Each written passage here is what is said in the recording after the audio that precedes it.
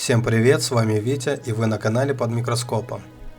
Хочу сегодня вас познакомить с микроскопической жизнью. В скором будущем мы будем развивать вместе с вами живые колонии микроорганизмов, собирать образцы для поиска новых организмов для нашей колонии.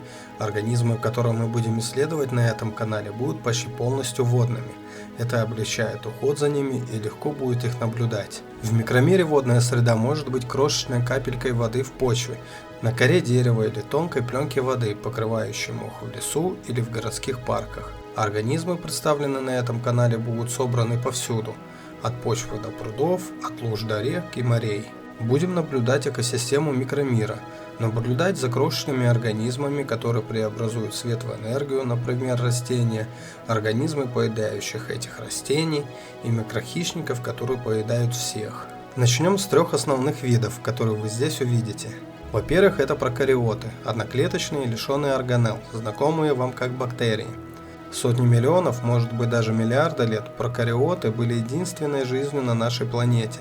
Для ясности, Земле всего 4,5 миллиарда лет. Главное, что отличает их от эукариот, это то, что у них нет мембросвязанных внутренних структур, таких как ядро, хлоропласты или митохондрии. Но поскольку они существуют так долго, прокариоты замечательны своим разнообразием. Они могут быть огромными или крошечными, разнообразной формы и цветов от зеленого до красного и фиолетового. И некоторые из них могут двигаться с помощью жгутиков длинных волокнистых белков, которые проходят через клеточную стенку и извиваются.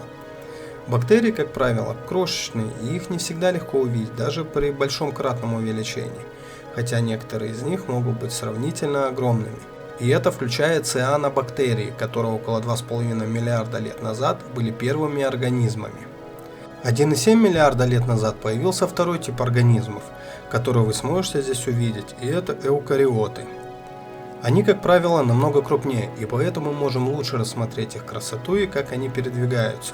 У них есть сенсорные системы, они могут чувствовать механические раздражители и реагировать на них, чтобы избежать хищников. Порой поведение этих одноклеточных организмов заставляет нас чувствовать, что они имеют какое-то сознание. Иногда эти организмы настолько велики, что мы можем их разглядеть даже без микроскопа. И, наконец, третья категория организмов, которую мы будем наблюдать на этом канале, это микроживотные. Это многоклеточные эукариоты, такие же, как мы с вами, такие животные, как гидра, теоретически могут жить вечно, тихоходки, способные выжить в космическом вакууме, коловратки, у которых есть тысячи клеток с мышцами, кишечником и даже в некотором роде мозгом. Так что они во многом похожи на нас. Но у них также есть некоторые черты, которые кажутся потусторонними. Тихоходки вылупляются с одинаковым количеством клеток в теле, и эти крошечные детеныши водяных медведей затем растут только по мере того, как их клетки становятся больше. И все же эти животные настолько малы, что иногда одноклеточный организм может проглотить их целиком. Важно отметить, что одна клетка может быть в 1000 раз меньше другой.